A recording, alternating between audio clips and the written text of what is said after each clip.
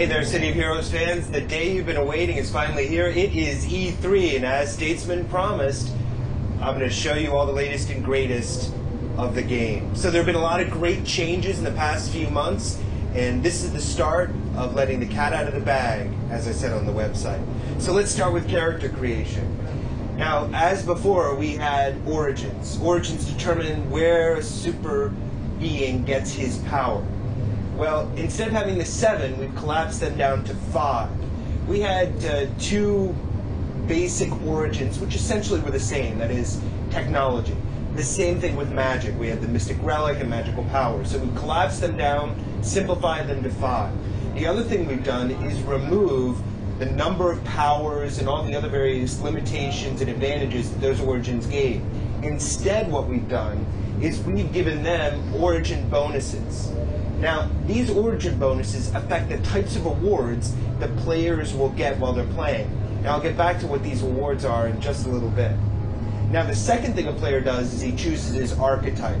And I know, you're in shock. What's an archetype? Well, an archetype basically helps a player understand what his role is. What we found in playtesting is that people who weren't familiar with the idea of building a hero from scratch, well, it was too easy for them to select powers which did nothing. They ended up gimping themselves. It was also too easy for somebody who really know what they do to design the perfect character who didn't need to team up. It was basically what we call in the industry a tank mage. We didn't want to do the character class route, but we did want to do something that reflected what heroes were all about, and archetypes are perfect. When you open up the pages of a comic book today, heroes tend to fall into some basic categories. Now, up on the screen, as you can see, there's 4 listed.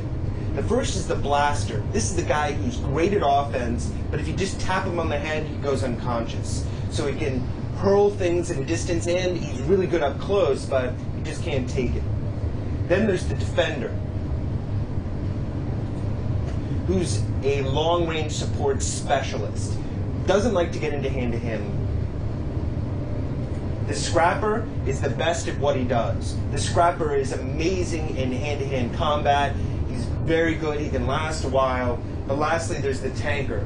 And he is the big, strong, tough guy, invulnerable to most attacks, and he's also very good, but not quite as deadly as the scrapper is in a hand-to-hand. Now, there's a 5th category called the controller. I don't want to talk too much about that yet, but it will be coming down the pipe. So you can have a combination of any archetype and any origin. The archetypes determine the types of powers that you'll receive. So I'm going to just pick a blaster right now and walk you through that. Now you see in the left-hand column 3 powers listed. They're actually not powers, they're power sets. So when I select Energy Blast, there are 9 different variations of Power Blast. Each of these is virtually equivalent in their overall power, but they're each different strategically and tactically in use. What this means is that as a player becomes more powerful, gains access to more powers, and learns more powers, then he gets more decisions to make during combat. You won't have to purchase over and over again variations of each of these powers that are simply more powerful or do more damage. Those come automatically over time. Every single archetype chooses a primary power set, the power they're best at, and a secondary power set, the power they're not quite as good at, but still pretty darn good. These are the 2 powers that the hero will forever be known for. So I'm going to choose Energy Blast right now. You see there's Ice Blast, also Fire Blast. Most characters have somewhere between 5 and 8 power sets to choose from in their primary and secondary categories. Oh yeah, one more thing. These power sets are not all the same as one another. So what a tanker has for his melee powers isn't necessarily the same as a scrapper. There's some crossover, but not a ton of crossover. So I'm going to choose Power Blast.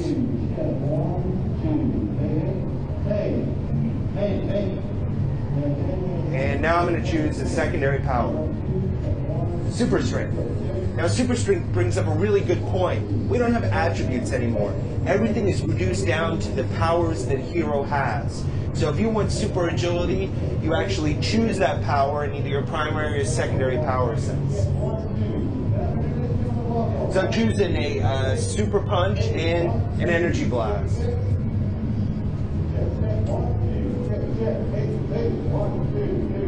Whoop.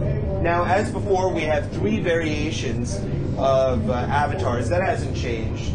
One thing we have added to costume creation, even more choices and selections, but the random costume button, which makes costume creating a lot of fun. If not to help get you a good costume, you can get a heck of a whack one too. So let me just go through a couple of times so you can see the different stuff we have available.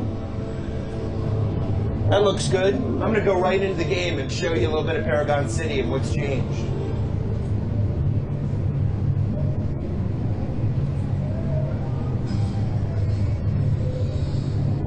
Now, this is your ID card where you're going to type your character name. So,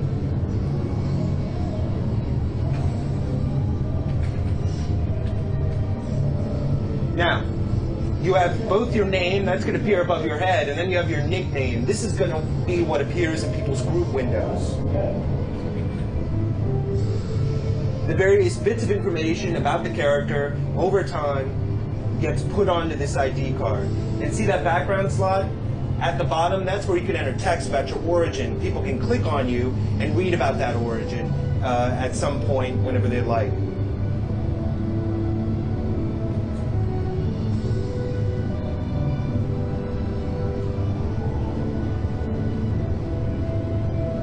Now, as you guys remember, Paragon City is divided into 2 different types of zones. There's the city zones, which is like Atlas Park here, average, normal, everyday city, with people walking around doing their business. And then the hazard zones, areas that are so dangerous nobody wants to enter into it. Well, one thing that we used to have is, in the previous incarnation of the game, mission terminals. You would go to a mission terminal and request a mission, and you'd be directed to a particular location. Well, that's not exactly the case anymore. The way things are going to work now are through contacts. I'm going to pause for a moment while I describe this.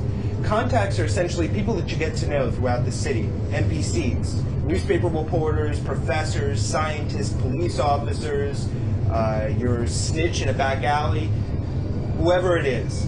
You'll get to know them and get to know who they are and also the story of their lives. And each of the individuals in Paragon City are going to be intricately intertwined with the various villain groups and the plots that they're up to. These contacts will help guide what you're doing. And as you get to know them better, as you get to advance them, you will also get access to more and more different types of missions and also different types of rewards. So right now I'm going to go searching for some combat so I can show you what one of these rewards are. As you can see, City of Heroes is all lit up at night. And you'll also notice that our UI is a little bit different and a little bit more simplified. We now have a target window, which you can see up in the upper left-hand corner.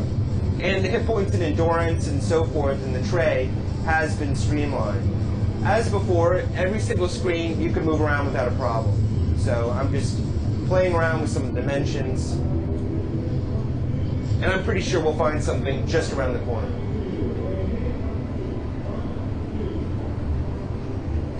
Now, another thing that's different, as you can see in the distance there are some thugs up to no good. This has changed. What we previously had were thugs and groups of people you'd go and stop. Now, here there are actual crimes to be prevented. So if there, for instance, is a shady deal, you've got to be able to catch the bagman before he escapes. These are just the things that happen in normal city zones. Now, every encounter is a staged encounter. So it looks like a mugging's in progress. I'm going to stop it. As you noted, now the recharge time of various powers is now recorded by the fact that the icon decreases in size. You can see each of the different information recorded in the target window about the target. There you saw my super strength power punch. Now, exactly what I wanted. In the right-hand side of the power tray, there's now a square inspiration. Inspirations basically are intangible rewards, dramatic rewards that a player gets.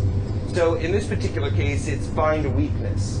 What find a weakness does is allow a character to boost his damage for about 1.5 minutes or so. The second inspiration I earned, that'll heal me a few hit points. Inspirations are quick, easy to use, constantly coming, rewards, boost-ups, power-ups. You'll be getting these throughout your play, and they'll be a necessity when you go into your various missions and adventures. Now I'm going to show you, oh, by the way, there's the Muggy Victim thanking me. You can see him saying, "You're the best." No problem, citizen, be safe. Okay, now let me show you the last reward element, and then, well, we're going to call it a night. So here we are in the menu. I'm going to open up Powers. Now, see these hexagons that are empty? These hexagons represent specializations. Specializations are individual tweaks to damage, range, endurance, things that you get as rewards for playing. You'll slot them into your powers, but once they're slotted in, you can't remove them. But if you have specializations in slots, you can try to combine them, and certain skills increase your chance of being able to combine them successfully. So if you have 2 ranges, you could of plus 10 feet, you could try to combine them to be plus 20 feet, but be careful, you might lose them both. This preserves the intent we always had in the beginning of people creating characters that they want. These specializations and inspirations come not only through encounters, but they're also going to be able to come from your contacts, which you can purchase through influence. Influence is the currency of City of Heroes, which you'll be earning on a constant basis. That's it for now, but really it's only the beginning. There's a lot more to see in Paragon City, and over the coming days, I can't wait to show it to you. So until then, I'll see you in Paragon City.